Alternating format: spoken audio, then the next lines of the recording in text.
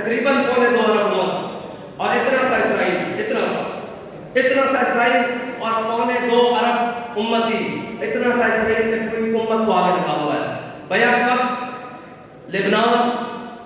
شام، یمن، جناب فلسطین، غزہ، ایران، یعنی تقریباً 4 جگہ 5 جگہ اس نے بیک وقت جنگ چھیڑ کے رکھی ہوئی ہے اور پوری امت خاموش ہو کر بیٹھی ہوئی ہے۔ یہ وہ امت ہے جو 8 تلواریں لے کر بدر گئی تھی، اور آج پوری امت، جناب میں یہ بات کرنے لگا ہوں تو بعد میں آپ کو لوگ آ کر کہیں گے حافظ صاحب دہشت گردی والی باتیں کر رہے تھے۔ یہ جناب اوے بھائی، ہم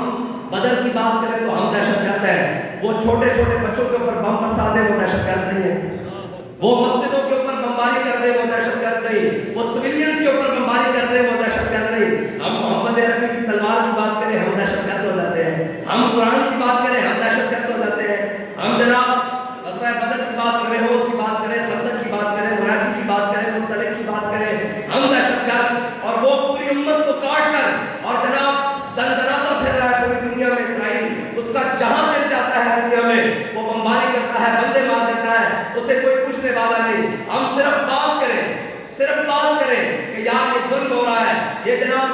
جناب ظلم کی انتہا ہو رہی ہے، آج تک ایسے تاریخ میں نہیں ہوا، تو یہ کہتے ہیں کہ بند کر دو یہ دہشت گرد ہے۔ بھائی اگر یہ دہشت گردی ہے تو ہم بڑے سارے ممبر بھی کہتے ہیں کہ ہم اس معاملے میں دہشت گرد ہیں،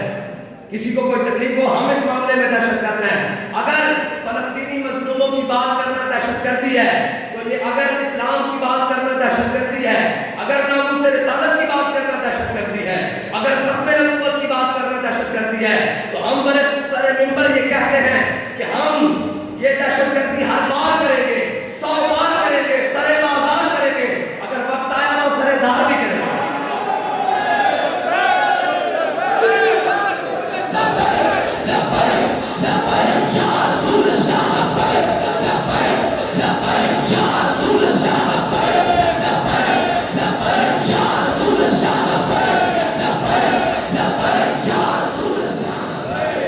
بس اتنی بات ہے۔ ہم ایک بات کہتے ہیں تو بدل گیا تو بہتر کی بدل گئی شریعت، بات کہتا ہے اچھا ہوا مسلمان اور 14ویں 15ویں صدی کے مسلمان تو بدل گیا تو بہتر کے بدل گئی شریعت کے موافق قدرمان نہیں دین شاہبازی، بات کہتا ہے اچھا ہے مسلمانوں کو بدلیا نہ اپنی فلیکسیبل قسم کی شریعت اور دین بھی بدل لیا ہے، اور نہیں جی یہ مولویوں نے بنایا ہوا ہے۔ میں نے کہا ہے کہ مولویوں کا دین نہیں ہے، یہ پیروں کا دین نہیں ہے، یہ جناب قاریوں اور حافظوں کا دین نہیں ہے، یہ دین رسول اللہ کا ہے، یہ دین رسول اللہ کا ہے، اور بدلے کا زمانہ لاکھ مگر قرآن نہیں بدلا جائے گا، ہے قول محمد قول خدا فرمان نہیں بدلا جائے گا، یہ دین حضور کا ہے، اور ہم اس کے چوکیدار ہیں، ہم ٹھیکیداری کا ہم نے کبھی وعدہ نہیں کیا، ہم یہ چوکیدار ہیں۔ امام الانبیاء صلی اللہ علیہ وسلم ہماری ڈیوٹی لگا کر گئے، حضور نے حدیث بیان بیان فرمائی فقال متقین رسول اللہ صلی اللہ علیہ وسلم، امام الانبیاء ٹیک لگا کر بیٹھے ہیں، حضور نے بنی اسرائیل کے علماء کی بیان کی، حضور نے فرمایا بنی اسرائیل کی قوم گناہوں میں مبتلا ہو گئی اور ان کے علماء نے ان کے جناب بڑوں نے منع کیا، قوم باز نہ آئی، اور ان کے جناب جو مجتہدین تھے، جو علماء تھے، جو شیوخ تھے، وہ بھی ان کے ساتھ ملوث ہو گئے۔ اس کا مطلب پتہ ہے کیا ہے کہ ایک جانب علماء حق بیان کر رہے ہوں اور دوسری جانب قوم کے ساتھ مل کر قوم کے بدیانتیوں میں اور جناب ان چیزوں میں شامل ہو جائیں، پھر ان کی حق بات میں اثر نہیں رہے گا، ان کی حق بات میں اثر نہیں رہے گا۔ حضور نے فرمایا قوم کو علماء نے منع کیا، بنی اسرائیل کی قوم کو، قوم باز نہ آئی، قوم کو منع کیا، وہ باز نہ آئی قوم، وہ ان کے علماء بھی اس قوم کے ساتھ مل گئے اور ان کا کھانا پینا اٹھنا بیٹھنا اسی قوم کی طرح ہو گیا۔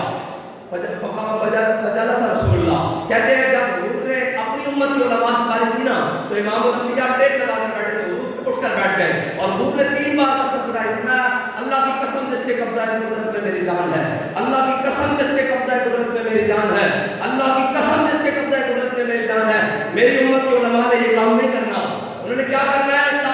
تأمرون بالمعروف وتنہون عن المنکر، انہوں نے اچھائی کا حکم دینا ہے اور برائی کو ہاتھ سے پکڑ کے روکنا ہے۔ بھائی میں آپ کو یہ بتاتا ہوں کہ جب بھی حق والے ہاتھ سے برائی کو روکیں گے قیامت تک نام ان کا ہی رہ جائے گا۔ امام احمد بن حنبل، کون نہیں جانتا احمد بن حنبل کا نام؟ امام احمد بن حنبل کے ساتھ جن لوگوں نے تاریخ کا آغاز شروع کیا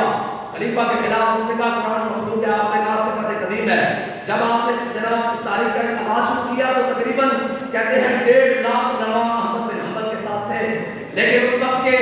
حاکم اور خلیفہ نے بھی یہی کہا، جو اپنا نام نہاد خلیفہ تھا، جو اپنے آپ کو خلیفہ کہتا تھا، اس نے یہ کہا کہ میں تمہاری جائیدادیں ضبط کر لوں گا، میں تم پر فورس شیڈول لگا دوں گا، میں جدید زبان میں بات کر رہا ہوں، قانونی زبان میں۔ اس وقت کے اعتبار سے اس نے کہا میں تم پر فورس شیڈول لگا دوں گا، تم پر جناب میں پرچے کر دوں گا، تم پر میں فلاں کر دوں گا، تمہاری جائیدادیں پوری کر دوں گا، سارا کچھ کر دوں گا۔ کہتے ہیں کہ احمد بن حنبل پھر اکیلے رہ گئے، 4 رہ گئے، 4 میں سے 2 شہید ہو گئے، پھر احمد بن حنبل رہ گئے۔ ایک نے لکھ کر دے دیا کہ جناب رخصت کی حدیث آ گئی کہ مشکل وقت آ گیا ہے، اب نہیں ہم کھڑے ہو سکتے، لیکن آپ آج دیکھ لیں ان جنہوں نے رخصت کا رستہ اختیار کیا ان ساروں کا تاریخ نام نہیں جانتی، تاریخ ایک بندے کا نام جانتی ہے جسے احمد بن حنبل کہتے ہیں۔ حق کی ایک اپنی پاور ہے، اور یہ نہیں کہ حق کے لیے مشکلات نہیں آتی۔ حق تو حضرت فاروق اعظم ایسے کر کے اپنی داڑھی کو اکٹھا کریں، ایسے حضرت فاروق اعظم ایسے کر کے داڑھی کو اکٹھا کریں اور اپنے ہاتھ میں پکڑ کر کہیں اے حق تو نے عمر کے یاد نہیں چھوڑے، اے حق تو نے عمر کے یاد نہیں چھوڑے۔ او جناب حضرت سلطان باؤ فرمایا نا عاشق ہومی عشق کمامی تے دل نو رکھی وانگ پہاڑا،